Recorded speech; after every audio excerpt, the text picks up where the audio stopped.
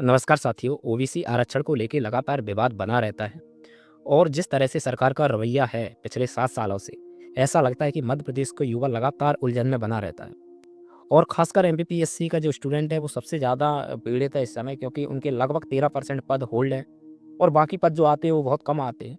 और उसी कड़ी में आज बहुत इंपॉर्टेंट न्यूज़ है, एक पीएससी की तरफ से भी न्यूज़ है, क्योंकि पीएससी हमारी लगातार कुछ ना कुछ ऐसा करती रहती है जिससे वो बदनाम होने में कोई कमी नहीं छोड़ती है। और दूसरी बात, जो सर्वदलीय बैठक थी और ओबीसी आरक्षण को लेके जो भी खबर है सारी की सारी हम बात करेंगे। एक-एक पॉइंट पे बात करेंगे और आगे ओबीसी आरक्षण का क्या होने वाला है, किस तरह से चीज़ें बदल रही हैं, वो भी हम बात करेंगे। सबसे पहले आप देखेंगे कि मध्य प्रदेश लोक सेवा आयोग की तरफ से आपको पता है कि 23 सितंबर से 22-23 सितंबर से ओबीसी आरक्षण पर सुप्रीम कोर्ट ने कहा था कि हम इस पर लगातार सुनवाई करेंगे। इसी बीच पीएससी की तरफ से आपको पता है एफिडेविट जारी कर दिया और उसके बाद आपको पता है न्यूज़ में ये जब चीज़ें आईं और एफिडेविट में क्या कहा गया था, आप साफ-साफ देखिए। एमपीपीएससी के द्वारा सुप्रीम कोर्ट में एफिडेविट जारी किया और उसमें साफ-साफ कहा, ये आप देखेंगे कि 27% आरक्षण की मांग वाली याचिकाएं जो सुनवाई योग्य नहीं है, इसलिए इनको खारिज कर दिया जाए। यानी जो फाइनल सुनवाई होने वाली थी उसके बीच में एक अड़चन लगाने वाले थे जिससे ये क्या हो और मामला डिले होता जाए। क्योंकि सरकार का, मैं एक साफ-साफ बोलता हूँ, सरकार का सीधा-सीधा ये रवैया है कि इस मामले को कैसे भी करके 2028 तक, यानी जब चुनाव होगा तब तक लेके जाया जाए।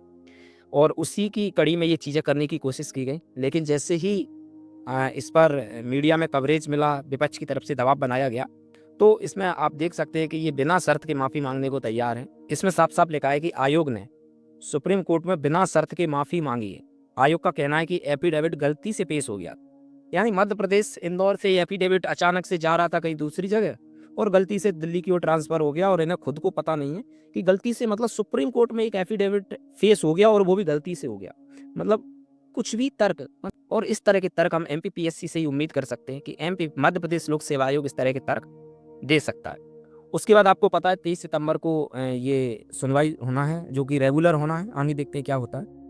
मध्य प्रदेश के मुख्यमंत्री जी हमेशा की तरह लगातार कह रहे हैं कि हम 27% आरक्षण देना चाहते हैं और सर्वदलीय बैठक बुलाने की इन्होंने बात की है। सर्वदलीय बैठक में आज क्या हुआ वो भी मैं आपको बताऊंगा।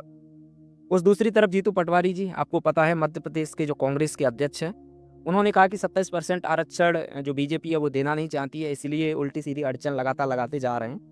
और उनका आरोप लगता भी है क्योंकि लगातार 7-8 साल से जिस तरह का रवैया बीजेपी का रहा है उस तरह से उन पे एक आक्षेप तो लग ही रहा है। आखिरकार सर्वदलीय बैठक हुई, सभी पार्टियां पहुंची और उस सभी पार्टियों में क्या हुआ आपने देखा, एक संकल्प पारित किया गया। अब इस संकल्प का क्या अर्थ निकलेगा वो तो भगवान ही जाने। लेकिन इस संकल्प में आप मोटा-मोटा देखेंगे तो यही कहा गया कि हम ओबीसी के वर्ग के सदस्यों को लोक नियोजन यानी जो सरकारी नौकरी है उनमें 27% आरक्षण प्रदान करने के लिए कटिबद्ध है। और सभी फोरम का मतलब विधायिका, कार्यपालिका और न्यायपालिका पे सम्मिलित होकर काम करेंगे।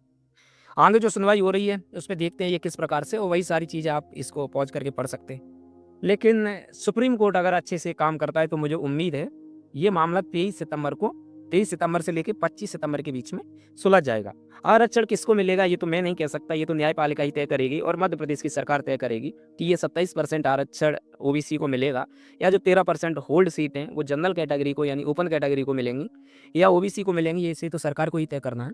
लेकिन ये मामला लग रहा है कि ये सितंबर के महीने में सॉल्व होना चाहिए। और जिस तरह से सर्वदलीय बैठक बुलाई गई है, हो सकता है कि 23 सितंबर की सुनवाई से पहले ही मध्य प्रदेश गवर्नमेंट यानी बीजेपी सरकार अपने पक्ष में सारी चीज़ें करने के लिए या ओबीसी का हितैषी बताने के लिए पहले ही इस पर कुछ ना कुछ एक्शन ले सकती है, जैसा सरकार का रवैया दिख रहा है।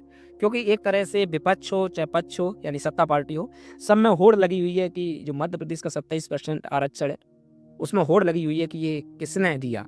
तो इसको लेके कांग्रेस बीजेपी लगातार है, तो अपने पक्ष में चीज़ें करने के लिए बीजेपी ऐसा कर सकती है कि कुछ समय पहले ही यानी सितंबर के पहले ही सप्ताह में कुछ ऐसी चीज़ें कर दे जिससे ये मामला सुनवाई से पहले भी कुछ चीज़ें हो सकती है।